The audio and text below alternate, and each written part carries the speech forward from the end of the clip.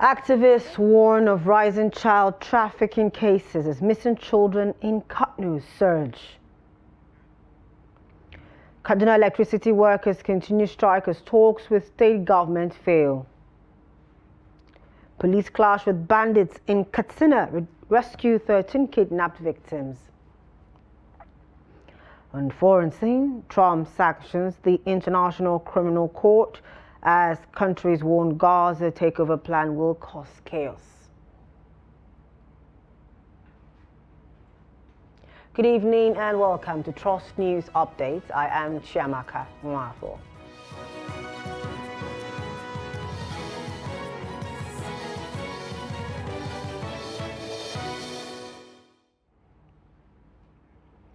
Thank you for joining us.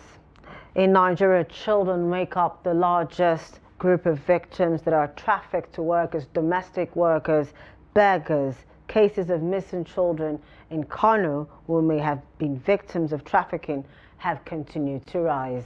The dangers and trauma affected parents go through have prompted children rights organizations to emphasize the importance of domesticating the Child Rights Act.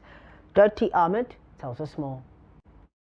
Shazali Sani remains emotionally traumatized after his 5 children and wife were declared missing in a mysterious circumstance in 2018. Sani has since then been making frantic efforts to locate their whereabouts without success, though hopeful he will see them again one day. On 9th January 2018, shine last da muka magana da ita. 9th January 2018 was the last time I spoke to my wife and children. She told me she was in Jos at her father's house. Since then, I have not heard anything from them. That was the last time I spoke to my 5 children. Sani's misfortune is a reminder to what many parents whose children are either missing or trafficked go through daily. The authorities assured me that they went to trace them, but with no success. It has now been almost 7 years, and they finally wrote a report to the DSS for further investigation. That is where the matter has stopped for now. About 300 children in Kano were reported missing, highlighting the enormity of the problem, which a child rights advocate Aisha Haruna believes can be addressed through domestication and implementation of the Child Rights Act. First of all is the domestication of the law. That's the child protection. Or, in any aspect, if there is policy, some things used to go right. If there are policies or laws, and we have the laws are there for the children, and they are domesticated, but they are not implemented. If like they are implemented, all this will not be going on. That's why I say I talk about that policy. There is traveling that child must not travel alone, because there is the age range that if that child do not reach at least is from 0 age to 18 and is not traveling with his parents, that child should not be allowed. She identified poverty and get-rich-quick syndrome as factors responsible for the cases of child trafficking in the state. One of the major issues that make the children, the trafficking of children, especially within the northern state, is poverty. Many parents wanted their children to be rich and to go out to find the team that will make them to be popular, and they don't know, because there are many ways, there are different ways of the trafficking. Kano State government had in the past set up a judicial commission of inquiry on the cases of abduction of children, but the affected parents are still longing to set their eyes on their missing children. Ahmed Datti, Trust TV News, Kano. The National Union of Electricity Employees have reaffirmed its commitment to continuing the industrial action until the Kaduna Electricity Distribution Company, KEDCO, reverses its decision to lay off hundreds of workers, despite a meeting with the Deputy Governor of Kaduna State aimed at resolving the dispute. no agreement was reached between the union and KEDCO. Trust TV's Bello Musa tells us more in this report. Speaking to newsmen after a meeting hosted by the Deputy Governor of Kaduna State, Hadiza Balarabe, aimed at resolving the ongoing industrial action, the union stated that the efforts of the Kaduna State government were unsuccessful as KEDCO management has not reverted to the previous status quo. The National Vice Chair of Distribution for Niue, Wisdom Chidi, explained the union's stance. And we are stating here that we will remain in our industrial action until statement is made to reverse this decision by Kaduna Disco management and create a room for us to have a discussion in order to review the process and procedure which they have undertaken to sack our members indiscriminately and unlawfully. While acknowledging the difficulties the strike has caused to the people of Kaduna and surrounding states, the union emphasized its commitment to continue the industrial action. They expressed regret over the hardship but stressed the need for the management to address the workers' concerns. Members of the public, the governor of the state, and the deputy governor, relevant law enforcement agencies, to know that we've tried our best as a union to ensure that we apply some sense of belonging to ensure that the needful is done. But the union members continue to picket KEDCO's headquarters, leaving the company's operations paralyzed for several days. Bello Musa, Trust TV News, Kaduna. The national leadership of organized labor has vowed to join forces with the protesting electricity workers in Kaduna State if the management of the KEDCO, that is the Kaduna Electricity Distribution Company, fails to engage in peaceful dialogue with the sacked workers. The labor movement has directed all affiliates of the Nigerian Labour Congress, NLC, in Kaduna to begin solidarity protest in support of the striking workers, expressing strong discontent with the company's actions. KEDCO recently sacked over 90 employees, prompting a strike and protest over unpaid pensions for retirees, inadequate work tools, lack of promotions, and failure to implement the 2024 national minimum wage, among other grievances. NLC's head of information, Benson Ukpa, condemned KEDCO's actions as illegal and unjust, emphasizing that the company violated redundancy rules by laying off such a large number of workers in one go. He called on the company to recall the sacked workers unconditionally in order to restore industrial harmony. The TUC, Trade Union Congress, has threatened to strike if the federal government does not reverse the 50% increase in telecommunications tariffs. TUC President Comrade Festus Osifo criticized the hike, calling it economically oppressive and ill-timed during an interview on Channel Television's Politics Today. He confirmed that the union will take action if the government ignores their demand, though the exact date will be determined after further meetings. Osifo explained that the tariff increase is a symptom of broad foreign exchange mismanagement, which he believes the government should address instead of focusing on price hikes. He suggested that economic stability rather than tariff increases would be better to resolve the issue.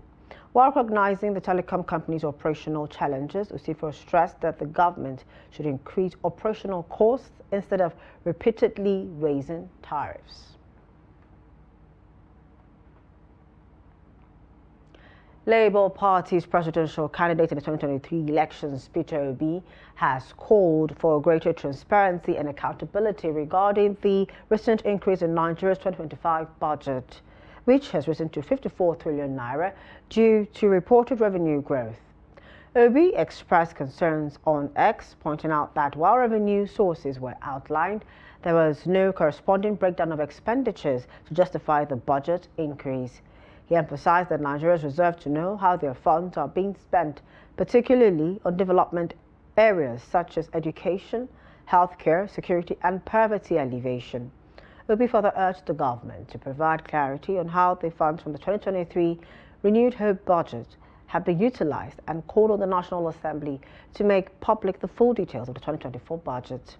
The call comes after President Bola Tinubu announced a 4.5 trillion naira increase in the proposed 2025 budget, which was based on additional revenue generated by key government agencies like the Federal Inland Revenue Service (FIRS), Nigeria's Customs Service (NSC), and others.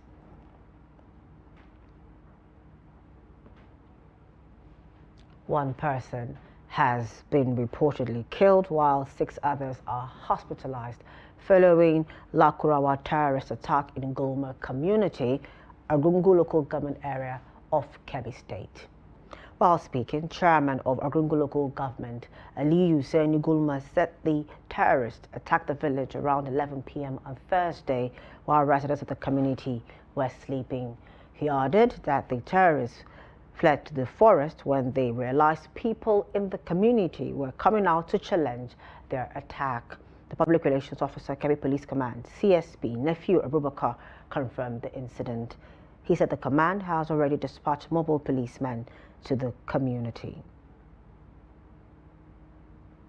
So no security matters. Over in Katsina State, bandits attacked Mayubako village in the Sebuwa local government area of the state on Thursday, killing 2 people and kidnapping an unknown number of residents. According to Police Public Relations Officer DSP Abubakar Siddiq, the police received a distress call and swiftly responded to the scene where they engaged the bandits. While 13 victims were rescued, 2 people were killed and 1 was injured in the attack. The rescued victims were reunited with their families, though others were taken by the bandits. He said the police are continuing efforts to locate the remaining victims and arrest the perpetrators. The Katsina State Police Command reaffirmed its commitment to ensuring public safety and bringing criminals to justice. Away from that, nearly all Nigeria's general and all-cycle elections since independence have been marred by violence, resulting in loss of lives and properties. In this report, Trust TV's Noel Sampson highlights ways transparency and accountability can be entrenched in elections management in Nigeria. His report. According to Human Angle media reports, about 3,000 persons lost their lives to electoral violence in Nigeria between 1964 and 2019. The breakdown showed that in 1964-1965 general election, 200 lives were lost while 100 persons died in the famous 1993 election reportedly won by Babashorun MKO Abiola. During the 1999 election, 80 deaths were recorded due to electoral violence. 2003 election also saw 100 lives lost. The cycle continues until 2019 general election, where about 150 persons lost their lives. There's however a twist in recent times. Report by Kim Park Development Initiative about the off-cycle elections in Ondo, Edo State indicated that no life was lost during the election. Expert however says attention now should be on pre- and post-election violence. We should not be judging a peaceful election on what happened on election day. It's a process. So what happened a month to the election is very critical to what happened on the election day. Because naturally, what happened on election day is going to be a bit limited. Chairman House Committee on Electoral Matters, Adebayo Balogun, said the National Assembly is pushing for reforms that will guarantee the integrity of elections in Nigeria. We are actually having a bill, Electoral Offences Tribunal Commission, which by the time we pass that, we will remove that responsibility from INEC so that it will be on its own, so that there will be a commission to look into electoral malpractices and offences generally, which also involves electoral violence. Yes, as a religion, as the opposition, what we are doing from time to time, not only during the election, we have been trying to educate our Muslim brothers and sisters the need for them to have the fear of Allah in whatever they are doing. And they have the fear of Allah in whatever they are doing, they will obey the government. We have institutionalized way of mitigating violence, general violence, not even election violence only. Because like when people are aware that there are consequences for their actions, then that means that they will pull back. They will want to rethink. They will have to think again and say, look, if I do this, there will be consequences. I think it's a deliberate thing on the part of our politicians, Nigerians that are politicians. I think they are the cause of what we're experiencing each time we have elections in Nigeria. You know, I think if they try to do the right thing, if they practice what they preach, you know, I don't think we will see issues burdened on security when we have to do with our election. Analysts are of the view that to strengthen the growth of democracy in Nigeria, issue of electoral violence must be addressed to allow voters exercise their franchise without fear or intimidation. Noel Samson, Trust TV News, Abuja. This is still news updates on Trust TV. Still to come. Lagos butchers sound alarm over price surge of cows and falling customer demand. This story and more when we return. Please do stay with us. Welcome back. Thank you for staying with us. Now a recap of our top stories. We informed you that activists warn of rising child trafficking cases as missing children in Kano State surge. We also told you that Kaduna electricity workers continue strike as talks with state government fail. In other stories, a total of no fewer than 50 youths from the 21 local governments in Adamawa State have undergone training in digital skills. The training initiative organized by the Adamawa State government is aimed at enhancing their technological knowledge for participation in the global market. After months of comprehensive training, these youths and women are through with the program and are being empowered with starter parks. Commissioner for Entrepreneurship and Development, Hamanjuba Gatugel, says the Fintiri administration is committed to empowering both youth and women through training programs, and the governor, Amadu Fintiri, is represented by his special advisor on ICT and e-economy at the event. Special advisor Dr. Hamanjama Ahmed reveals that more training programs are included in the 2025 budget to equip youth with the skills necessary for self-reliance to combat poverty and unemployment. That this training is purely in order to make them to be self-reliant. If they sell that equipment, the aim of the training is defeated. So actually we are planning to supervise them after giving them this equipment to make sure that they are using it, establish their business on their own, and at least train some others, so that at the end of the day most of our youth will be engaged in something doing here and there. This event is significant. It shows that His Excellency is deliberate about empowering young people and also providing them with the right environment where they can thrive and grow and also contribute to the economy of Adamawa State. His Excellency in the last 2-3 years has been very ambitious in terms of ICT, whether it is infrastructure, whether it is regulation, and also whether it is deliberately building and shoring up the capacity of people to take advantage of the infrastructure and policies.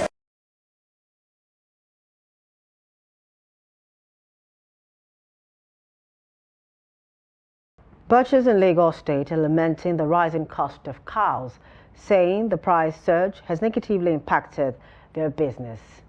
According to them, the situation has resulted to low patronage as many battle to meet up with the cost of meat. Victoria Tokolo has more in this report as presented from our studio. In the Okoba area of Agege in Lagos State, where cows are being slaughtered on a daily basis, there is now a significant drop in the numbers of cow slaughter in a day. The high prices of cows have forced butchers to increase the prices of beef, which in turn has led to a decline in the consumers' demand. Butchers in the Agege area of Lagos State expressed their concerns on the sudden rise in the prices of cow, the high cost of purchasing a single cow, and the impact it has on their sales. Meat is the market, but meat is cost. It's cost this time around, over cost. Before meat reach there, the money we are spending on the road before they bring cow come this Lagos is too much. That make meat cost. Nowadays, when you want to buy big cow now, you have more than like 1.7 million, 1.5 million. Smallest one is 800, 900, 1 million, 700. So meat is the market, but it's cost. So price of cow before, we are buying it 300, 350. So that time everybody they make profits. Both people where they sell food, people where they buying for it. Everybody they happy. But now cow don't go 1.5, 1.7, 1.2. So people where they sell now we are shouting. People where they buy them, they don't be buy them again. Before this market really they on top of my table. By this time I don't close. I don't go home. Now we are start from morning till night. Nobody they come here on the buy market. So everything too high. Yesterday market on price almost 100,000, 5,000 naira. But today 110. Before the buy that meat highest 55, 40, 35. That's the thing. It's too high over. The hike in the prices of beef in Lagos has driven a lot of consumers away, as many can no longer afford a proper meal with beef. This meat now, 5,000 naira it cost. Before, the fit buy this meat 3,000. Please make government, please. My sister, price of meat now, you know, agree buy your meat too cost well. It don't tell where I chop meat, I dey buy small. Both fish, short, everything, let the limit. When Buhari day, you go chop meat well. When good luck day, we go chop meat well. I dey use chicken cook soup. I dey use chicken cook stew. But when wetin be the name of that man sef? Miracle. I no fit buy meat. I no fit buy fish. Common chicken sef I no fit buy. Butchers are calling on the federal government to take proactive actions and address the issues leading to the rising cost of beef in the country. Such issues, they said, include insecurity, banditry, attacking trailers transporting cows from the north, as most of the cow beef consumed in Lagos all come from the north. On the international scene, United States President Donald Trump has imposed sanctions on individuals involved in International Criminal Court (ICC) investigations of U.S. citizens or allies, including Israel.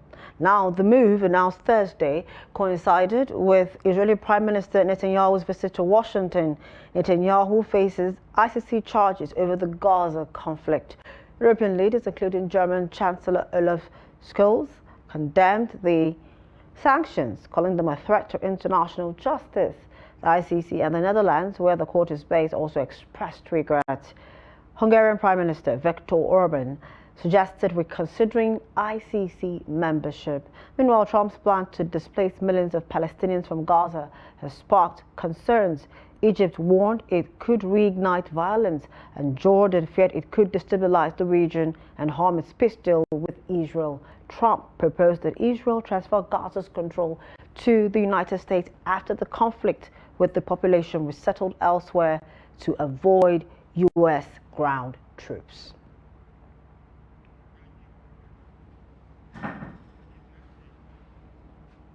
That concludes news updates at this time. For more of our news, programs and documentaries, to follow us on our social media platforms and on our YouTube live stream.